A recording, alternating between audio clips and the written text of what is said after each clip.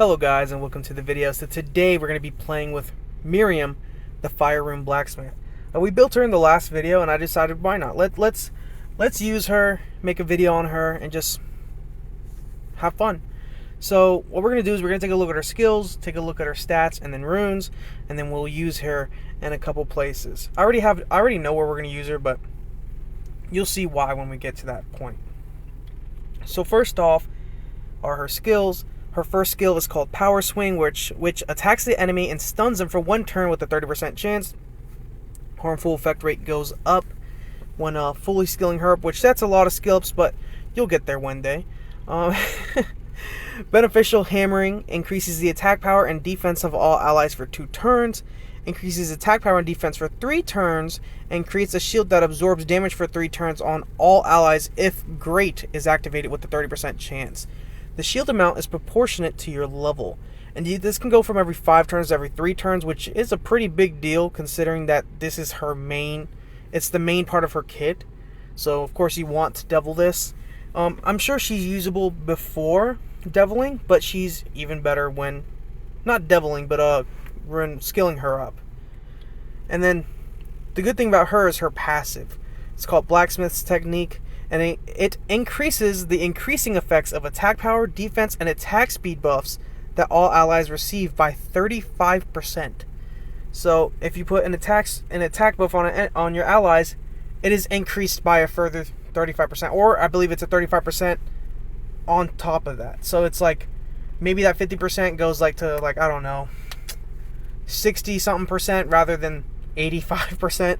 I don't know, but all I know is essentially it means you get more damage, more defense, and more attack speed out of your skills, which is all I really need to know. Because when you think about it, wherever you use her, you're going to get more damage out, you're going to have more tankiness, and more speed depending on which units you're using. On top of that, she also has a leader skill for fire monsters.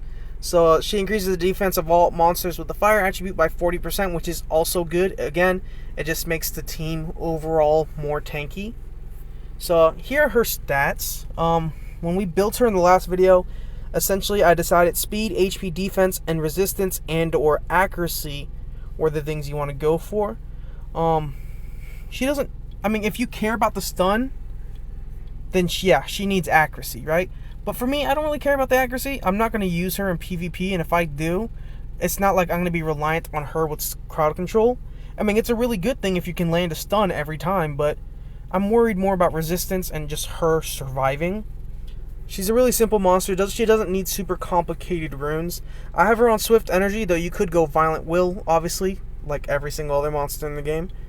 And here are her runes. They could be better, but I think they work for now. So there you go. And then here are her artifacts. So the place that I think we could use her, mainly, if you're a beginner and you decide to use her, I would use her in Rift Beasts or Rift of Worlds. I think that's where she's going to be used the most. I mean, you're talking about more defense, more damage. I mean, there are a lot of buffing units in the game, like Shannon or Megan, but they have more utility than her. So you have Shannon, who's the wind unit that can buff and slow enemies and do all that stuff, which you could use her in the Ice Beast and in literally most places in Kairos and Trial of Ascension. You can use Megan in Arena and in Fire Beast, but you could also use Miriam in the Wind Beast because, again, she's a fire unit, so she's not taking as much damage. It's just like you don't really need to use her anywhere else, and unless you're really reliant on that speed and attack and defense bonus, right? So we're gonna look at how the statistics. Violent Energy, triple fight. I understand because Rift Beast, or not Rift Beast, but Rift of Worlds. So speed, HP. You see there's defense as well. I went, again, split defense and HP. So let's take a look at something. So right here, you see it's 4 out of 10. I decided to go ahead and set her up on a team that's taking on the Wind Beast. I have no idea how good they're doing or if they're doing bad. I just wanted to see. So she's getting S every time. They're getting S. They're winning. It seems like no one's dying. So, we caught them in the middle of the run. Let's see how she's performing. So, Perna is the leader, by the way. You could replace him with the Dark Vampire Lord Irogar. But, the Wind Rocket Jaw's there, of course, performing what he has to perform. You need consistent heals. And that's the thing about the Miriam. When you're in the Wind Beast, you need a good amount of heals. And unless you're a late game player who has a lot of monsters that you can utilize to get a good score, in the beginning it's going to be really hard to defeat this Wind Beast. And you're going to want to beat the Wind Beast for its good enchantment gems. You want to get good enchantment gems because these things, I believe it drops fatal or whatever enchanted gems, which you're going to need. So, you can properly equip your monsters. And it's going to, again, it's just really hard to actually get these if you're not even beating the dungeon. You're not going to get good ones. You're going to get all those blue ones, and you don't want to put the blue ones on good runes. So you want purples, you want legendaries, and the only way you're going to really get that is by getting S. And if Miriam is the difference, if she's the variable that's getting you there, then, hey. Because beforehand, I was getting S, or triple S with, like, Fraun and Xionfei or whatever. But I think for a lot of people, if they're just starting out, if they manage to get her, she's a really easy build. Because again, speed, HP, defense, and that's really all you need. You could throw on others just to be safe. But throw her in, and since you're having to run with such a tanky team in the Wind Beast, she's helping get out a little bit more damage, as well as surviving a little bit better. So, this team that would probably generally not deal that much damage is managing to get out a really good amount of damage. I mean, look at this. They're literally killing it. It's like you're not even worried that they're going to lose. The closest they get to losing is right when they're about to win. Look at that. Yeah, not a single worry in the world. No one is dying. And I feel like Miriam is the difference. Again, you're talking about an attack buff difference. We're dealing more damage because of Miriam. Again, that's 35% bonus attack on top of the already, on top of the buff that's already there. We're getting more from the defense buff, which means we're not taking as much damage, which means more survivability. When fully doubled up or fully skilled up, she has the potential to do really good things. So, and then you also get this leader skill. So already we can see that she's doing really well. After this run, what we'll do is we'll go and do Fire Beast as well, just to see how she performs there. I mean, of course she's going to perform good, but potentially we're going to get a how would you call it, a much more aggressive team there. It really depends. I want to see if we could even do that. But I think Rift Beast, Rift of Worlds is primarily where you're going to use her, which is not a bad thing.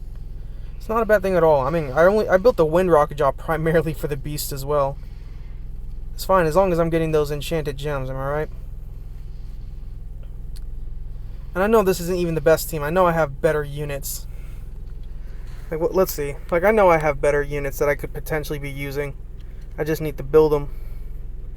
There you go. You guys can judge me right now. Look at that. I could. I already see a couple units that I would probably use. Anyways, don't judge me. Don't judge me. Let's be honest. There we go. See, it's consistent S. I'd say that's consistent. So there we go. we beat the Wind Beast. Okay. I've already looked at it. So Fire Beast. What's my Fire Beast team? Okay. I don't want to. I mean, dang. She's gonna be fine here. It's just we lose our big damage, But if you don't have Irogar and you have her, she could work. She could. Let's just try to have her up in the front by herself. All of our damage dealers in the back. Let's see if it works. I wouldn't be surprised if it didn't. But let's see if it does. Because Irogar does play a big part. She does give an attack buff. She gives a defense buff. And they're receiving more out of it now. I mean, we did lose the... Dang. We did... God dang.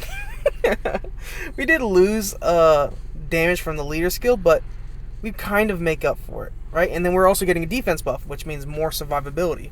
So if you don't have runes like mine on some of these units, then potentially Miriam helps with that. It helps with getting more damage out. It helps with defense. It just generally makes things a whole lot easier.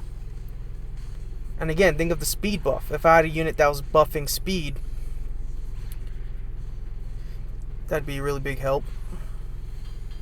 Boom. And we get a shield. So we're safe from a lot of these fire minions. No damage at all. So we could have potentially put Irogar as well. I mean, not that we should have, but it potentially works. I wonder if we'll get more... No, we're not going to get more damage out of it, are we? Yeah, people in the back are very rarely taking damage. I would like to think as well about the Ice Beast. I know that's stupid to think about using her in the Ice Beast, but remember, you're getting a speed buff off of her. So I'm curious... Or you're getting like the bonus speed off of her, right? Because of her passive. So I wonder if like with Bernard, it's just like you're preventing yourself from being frozen a lot. I have 5.4. Oh yeah, of course I have 5.4. I knew that. I knew I had 5.4. Okay, we'll do... Oh, man, I'm going to have to correct these things later. So...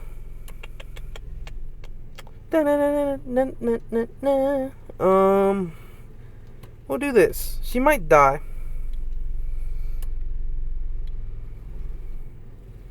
We'll do this. We have the attack buff. She should be in the back. We'll put her in the back. And I want to see if we are out. Like, my units will usually get frozen sometimes because we're just not that fast. But I wonder if that buff will help prevent that. Are we going to actually be faster? Like, are we not going to get frozen? Because if so... that could be a big deal. Let's see. Seems like we are. Seems like we're slightly faster.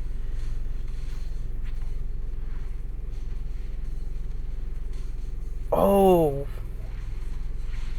One of them was too slow. If they were just slightly faster, they would have done more.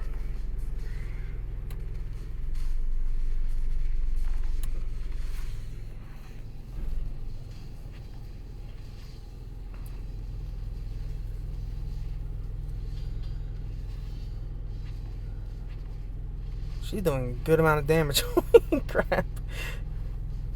That, what was it? The wind rocket shot? She's doing good damage. She has a whip. Cool whip. The speed buff, again, it's a 35% increase. So I really wonder if we are benefiting off of it more. It doesn't feel like we're really seeing too much of it. Oh, there we go. Frozen. Okay.